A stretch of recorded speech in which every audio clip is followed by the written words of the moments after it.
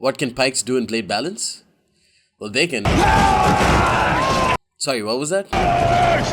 Huh? Push, push, push, push. What's up guys, Blade Master here. Going to be bringing you yet another Total War Rome 2 1v1 in Blade Balance V2.0. Why is it V2.0? Because Aronco is currently AFK. His PC needs some help. So I've just modified Blade Balance on my own and created in my own workshop. So for the time being, you guys can check it out. Eventually, once he comes back, we'll just consolidate it into one. He'll just put the same changes or use the same mod file that I've used. But Blade Balance 2.0 is looking really good right now. The biggest change that I'm going to try and highlight in this battle is the change to pikes. Now, I have taken Egypt and I'm fighting against Bones Wars in Nemerisena, who's taken Ardiaei. And of course, Nemerisena, we must pray for Dank Neems and pray for Jah for our continued victory in Nemerisena. Of course, Dank Neems is the sacred the sacred battlegrounds for all factions.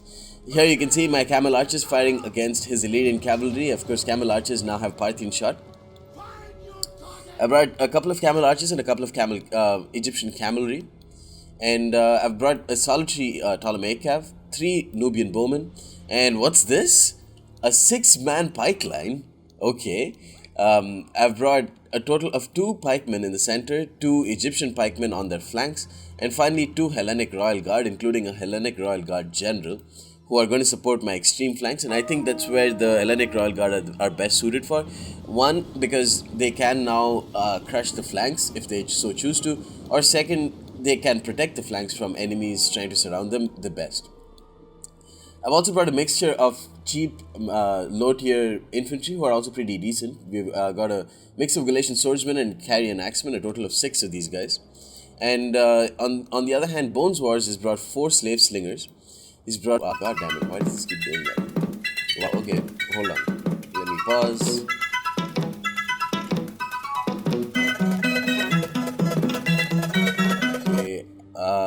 Okay, let's go back to this. So, he's brought a total of 4 slave slingers. He's brought, it looks like 1, 2, 3, 4, 5 Illyrian noble hoplites.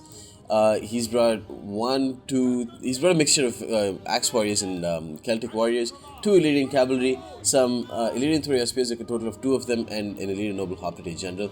Now you can see what I'm trying to do, and this is not something that you would see very often in Rome 2. Just trying to go ahead for a solid pike rush, and it doesn't look like Bones War is responding in the right way by moving out his units, splitting them off into 2. But that actually gives me a pretty decent opportunity to try and highlight how pikes perform now. I issued a double click attack order with them, but they were still walking, so I had to click the run button separately, and now they're doing that. So once they get close enough, they just drop their pikes and then they start to walk pretty quickly. The Egyptian pikemen taking damage. What I've done now to the latest iteration of Blade Balance, which is after this game, is that I've reduced the bonus versus infantry. The bonus versus infantry is now 2 instead of 5. And look at that. These guys are actually pushing and they're actually fighting. Granted, Bones Wars is not doing the right thing. He's not responding the right way. But, some stuff like this, you need to goad them a little bit. But for the most part, they tend to be quite a bit more aggressive. And you can see here, the Hellenic Royal Guard general pushing, and the thing is, even in Rome 2, even in vanilla Rome 2, they would push a little bit, but then the fact that they didn't have a bonus versus infantry meant that they wouldn't get many kills very quickly. But now with that slight boost to bonus versus infantry, the fact that they drop their pikes faster, it just all helps them get kills quicker.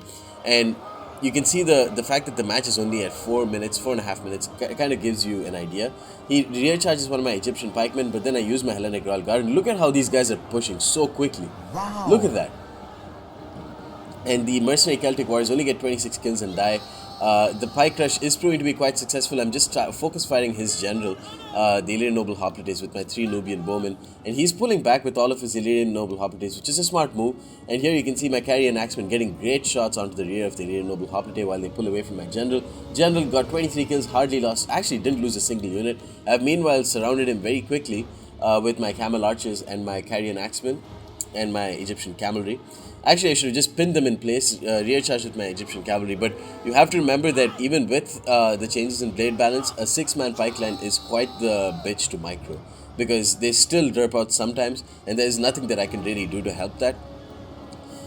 Here you can see my Egyptian pikemen, they charge in and then they don't drop their pikes quick enough. I think they drop their pikes now. Yeah, they start to drop their pikes, but some of them don't because they already got into hand-to-hand combat with the Illyrian noble hoplites.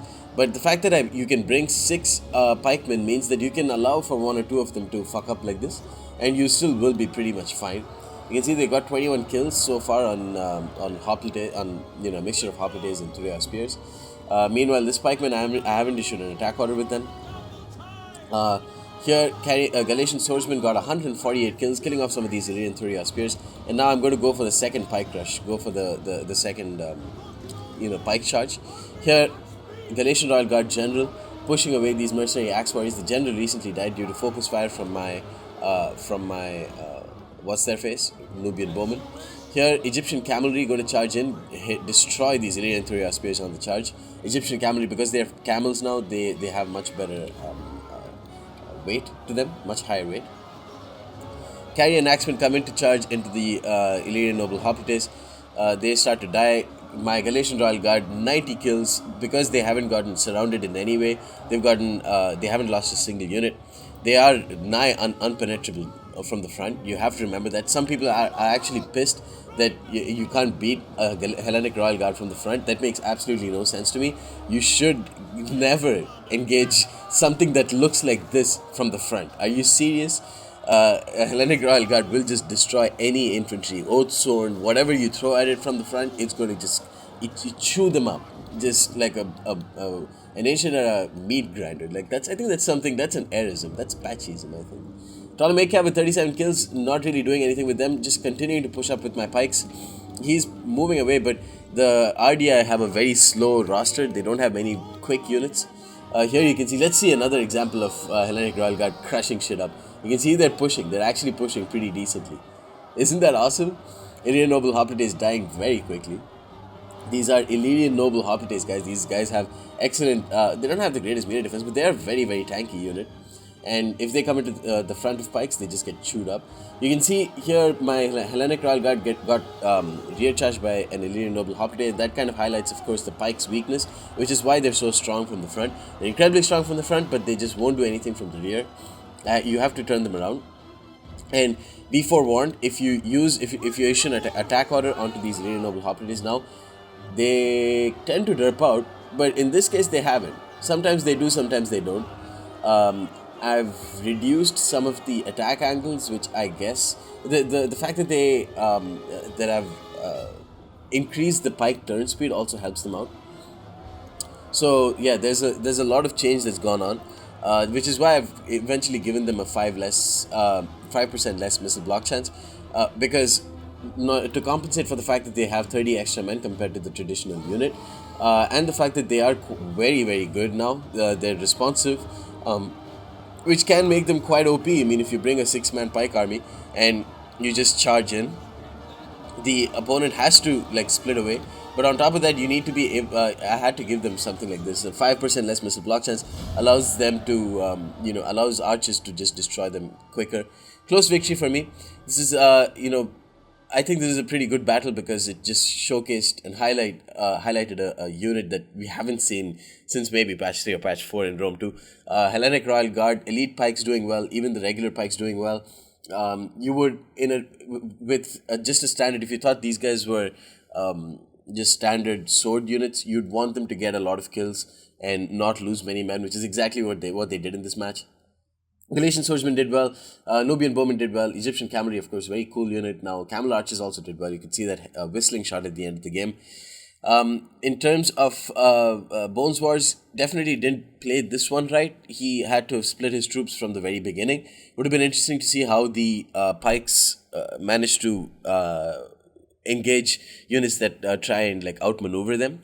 But I might show you guys the test that I did with Bones Wars, where you try and, with a 1v1 against a pike unit, I used an oath sword to try and outmaneuver them. Just keep trying to, chase them and hit them from the side. And in a 1v1 engagement, they moved their pikes. They were very responsive. And I think there was not a single moment where they derped out completely. So yeah, very promising results for the Pikes. Hope you guys enjoy this replay and hope you guys are enjoying Blade Balance 2.0. Big tournament. What I'm going to do is give the winner, I think, $40 to $50 or something like that. If you guys want to donate and help build the prize pool, let me know. And I'll just make like something, you can just put it to my, I don't know, I'll make a PayPal account or some shit. I don't know. So yeah, that's the big tournament, and I want it to be like a 64-man tournament. I'm not sure when it'll start, but yeah, I'll be using a lot of the maps that are used in Domination tournament. I really wanted the Blade Balance to be used in Domination. There's still a chance that it might be there, but most likely not, because you can understand why. Like the established players don't want to relearn a lot of stuff. And granted, I didn't start Blade Balance with the purpose of letting or making too many changes and drastically changing the game, but I think the quote unquote big changes that I've made that require a bit of learning, like the pikes being more responsive, are things that fundamentally improve the game. Let me know if you guys disagree. Let me know what your favorite changes are and what your least favorite changes are in Blade Balance, and let me know all that feedback. And yeah, until next time, guys, peace.